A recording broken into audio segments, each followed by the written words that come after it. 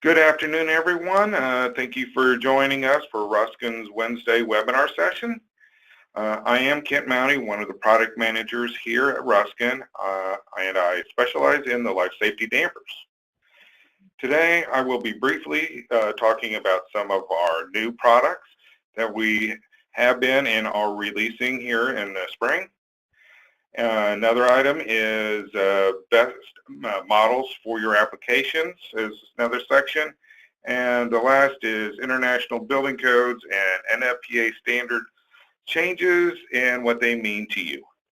Last fall, early Christmas time, we released the IBDT horizontal mount. This is not really a new release. This is an enhancement of a current product.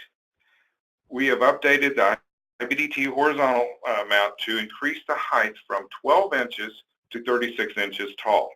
This is about a 33% height increase. The damper family IBDT includes the IBDT, the IBDT1, IBDT2, and IBDT-G models. Next is new models that are being released, and hopefully the first one will be out by 1st of April. And this is a vertical blade modulating smoke and combination fire smoke dampers. First is the new vertical blade FSD 60V-M. This combination fire smoke damper is the only FSD that is UL listed with vertical blades and modulating actuators. The maximum size is 36 by 32. Next is the UL 555S SD-V-M. This is a galvanized steel airfoil blade modulating smoke damper. And then the next is the UL 555S SD-50V-M, which is an aluminum airfoil blade modulating smoke damper. The SD-60VM and the SD-50VM damper assemblies are the largest vertical smoke dampers in the industry for multi-section sizes, up to 96 by 144 or 192 by 72 or 384 by 36. And the maximum single section size is 48 by 36. Moving to the next subject is the best model for your application. I want to talk to you about the round duct and the proper damper to be used. When using round spiral duct, a true round fire, smoke, or combination smoke damper is your best option. We did side-by-side testing on true round fire dampers, FDR25, and compared other popular rectangular fire dampers with square to round transitions. All the tests shown here are with 12-inch diameter units. The conclusion of the testing shows that the square to round transitions compared to a true round FDR25, there is a very little difference in between the models and the pressure drop. And I'll give you some showing the different testing. We tested the three basic AMCA test setups, the 5.3, 5.2, and 5.5. This slide shows the AMCA 5.3, which gives you the best damper performance, which with the damper in a straight run of duct on both sides of the damper. The next test was run on AMCA setup 5.2, is where the damper is installed on the end of a duct run. Then the last test was done with AMCA setup 5.5, where the damper is installed on the end of a plenum. The conclusion of the testing puts the numbers up front for the FDR compared to a DIBD2 style CR vertical mount in a 12-inch long sleeve. For example, testing starting at 500 feet per minute for the FDR25 the pressure drop is as low as 0.0045.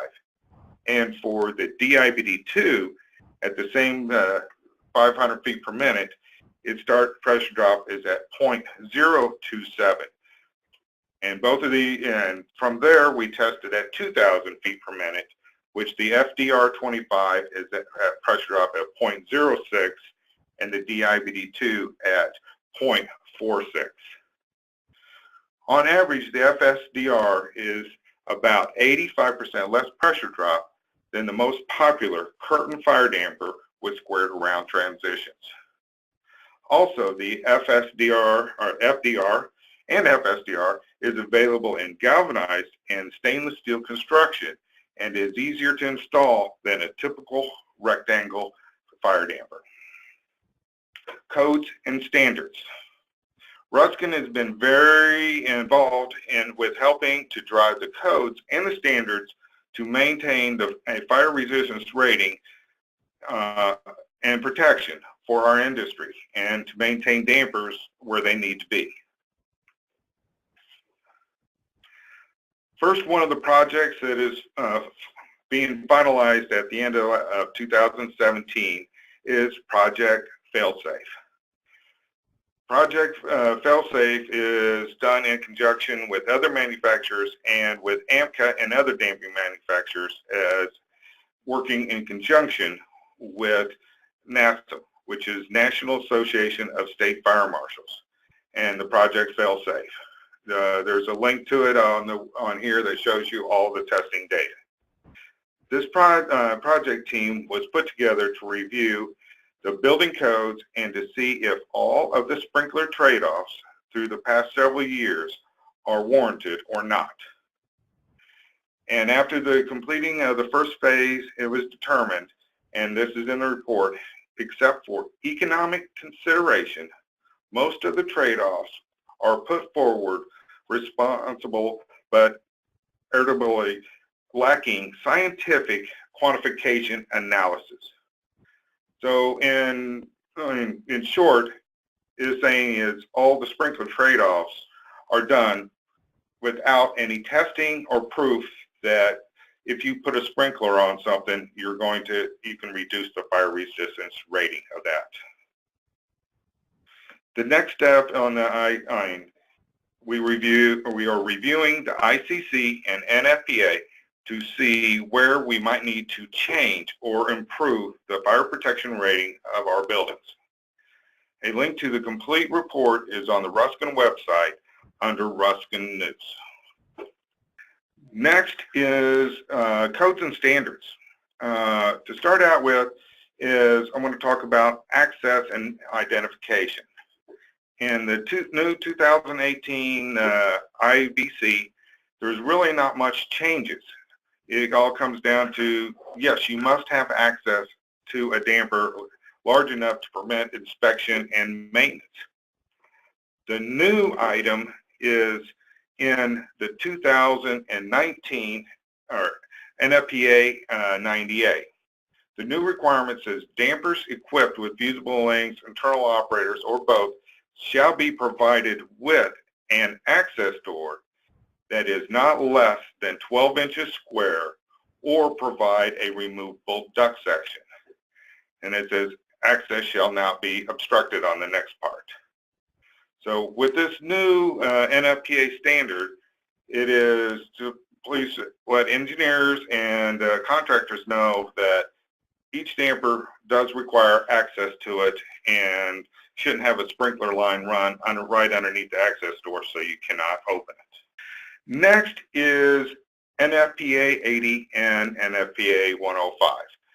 We are in the final phases of the code development, which is very important to our industry. This final phase is stating that we put in a lot of new wording in this section, and which will be sent out in the 2019 standards. And the final vote comes in June of this year. In the new 2019, we removed all other requirements that says visual inspection and testing on motorized dampers. And this requirements means we move that to saying after commissioning, you visually have to see it, but motorized dampers can be tested remotely, which this is a big trend difference in our industry. Being able to remote test motorized fire or fire smoke dampers will help facility managers from not having to access into the ceiling cavity. Also, remote testing will drastically reduce the cost of the testing of their life safety dampers. Also being proposed in the ICC proposals, which is this April, is we added a restricted access for dampers. This is just a proposal at this time, but this allows an engineer to design and locate a damper in difficult locations, which would require the damper to be motorized and to be set up with remote testing capabilities. Also being proposed in the IBC in April is to give engineers direct IBC to the NFPA cross-listing, which for testing and maintenance is actually going to state to see NFPA 80 for fire damper testing and maintenance and NFPA 105 for motorized smoke and fire smoke dampers for maintenance. Ruskin being committed to use the motorized fire smoke and fire smoke dampers, this allows us to design and innovate with the industry. Yes, we had our own systems for remote testing. We had the validator and the inspector systems. We are moving forward from what we call the word systems and working together with the largest fire alarm manufacturer, Tyco. In the last year, we will be this year we will be releasing the ADC 105, Addressable Damper Controller 105, standing for NFPA 105. This allows a motorized damper now to be addressable and communicate back to the simplex fire alarm panel, which then testing and maintenance and scheduled maintenance can be done, and also is a continuous monitoring of the damper. The ADC 105 is just an addressable module. It is not a complete system. So this is just an extra accessory that can be added on to an existing motorized damper or a new damper in the field. So I will open up the lines for questions. The first question is that the NFPA changes, are they approved or are they just proposed for the next edition? The answer to that is we finished up the first and second round of the committee meetings, and in both committee meetings, the remote testing was unanimously voted on. It went to public vote and for questions for demands, and ended in the end of January, end of February. The final and word from NFPA is no one has filed any comments against any of our proposals. We will know the final results on April 4th, but if there is no comments to any of our proposals, it will automatically be shown up in the 2019 NFPA. The question is, without visual inspection, how can you tell if a damper is functioning properly? The answer to that is part of the NFPA requirements we put in there is that dampers have to be visually inspected and to prove that all the switches are making contact during the commissioning phase of a building. After that commissioning phase, then the damper switches are allowed then to say if it opens or closes.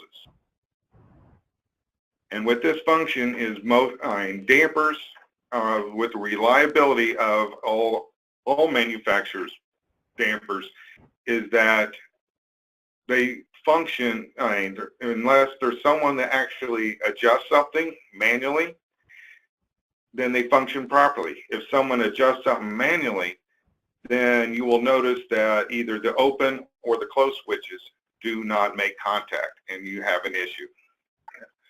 The next question is, would like our SP100 or the actuator switches is preferred over one method from the other? And the answer is we left it up to either one.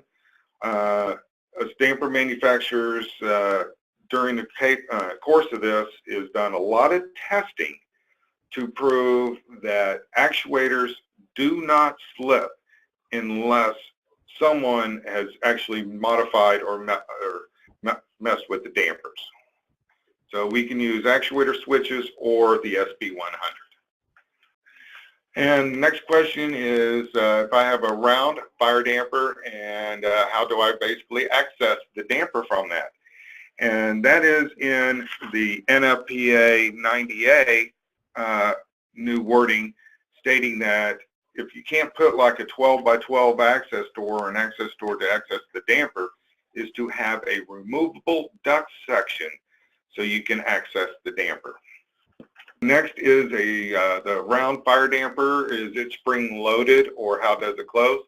Yes, it has a spring on a shaft that pulls the blades closed when the fuse length is released. Okay, the next question is a very long question, but simply talking about ceiling radiation dampers. And the simple answer is that if you are penetrating a fire resistance membrane in a floor ceiling or roof ceiling assembly, you are required to use a ceiling radiation damper. I will have more on ceiling radiation dampers. I believe it's in the May webinar. And the next was the FSD60V-M on sizing. I think I might have had it backwards on one of the slides that said 36 by 48. It is actually 48 wide, 36 inches tall. So sorry about that. Next question is, remote testing, is it required for it to be electrically supervised, especially if it is tied into the fire alarm? That is open, and we left the supervised and how it is operated open. There is many different types of testing methods out there, and for example, currently we have our MCP control panels, which control panels can be mounted in the ceiling or in a maintenance closet and be electrically operated from there. There's other designs out there, which we actually have, is like our wireless inspector, and a new generation is being developed on that for apps. And so it doesn't have to be wired and continuously monitored. Right now, the dampers are not continuously monitored, and most testing and maintenance is not done every 4 or 6 years. So making it easier to do the testing will hopefully increase the testing frequency of each facility. Okay, there was the statement that was sprinklers and fire barriers, and the statement advising that fire barriers should remain in buildings that are sprinkled. And the answer to that, yes, fire barriers are still going to be required and should always be required. You know, and you got so many occupant separations that you do need to maintain the fire barrier even in a sprinklered facility. And the next is, will Ruskin be selling an assembly consisting of fire dampers with a sleeve and a removable duct section? The answer is, we have some stuff in prototype that we've looked at, and some other manufacturers that provide a removable duct section, and that is under advisement, and see if it's cost justification for us to be able to supply. And the next is, does Ruskin make a round combination fire smoke damper? And yes, that model is FSDR60. Then the stainless steel version is FSDR25SS. And this is same type of damper is also available as a corridor damper. The question was on inaccessible locations. Basically, it comes down to all will be motorized dampers. It'll be no dampers with fusible links. So curtain dampers would be out of the question. And also like our FD35 or DFD60 models that only have, because there's no way to test them remotely without a motor on them. The next question about is fire dampers installed in line duct and a duct interruption for the liner. Most all of these are answered through the SMACNA fire smoke damper manual. Just to give you an update on that manual, this spring, late spring or early summer, SMACNA is releasing a new complete fire smoke damper manual, which was edited by AMCA damper committees. So there's a lot more items in that can be used through SMACNA instead of just the damper manufacturers. And I forgot, and the last part of the question was the duct liner is to be applied to smoke dampers as well. Is that smoke dampers are not installed like fire smoke dampers or the same requirements.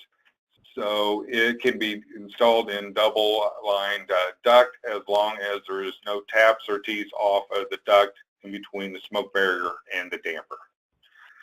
The removable duct section part is all set at this point to up to the local authorities or the engineers. There is some manufacturers out there that currently build removable duct section for rectangle and round duct. But I know at this time they haven't had duct impact testing on them, but it is all under advisement to see what can be done by the manufacturers. Next question is, where do you use and install a 165-degree link and or a 212-degree link?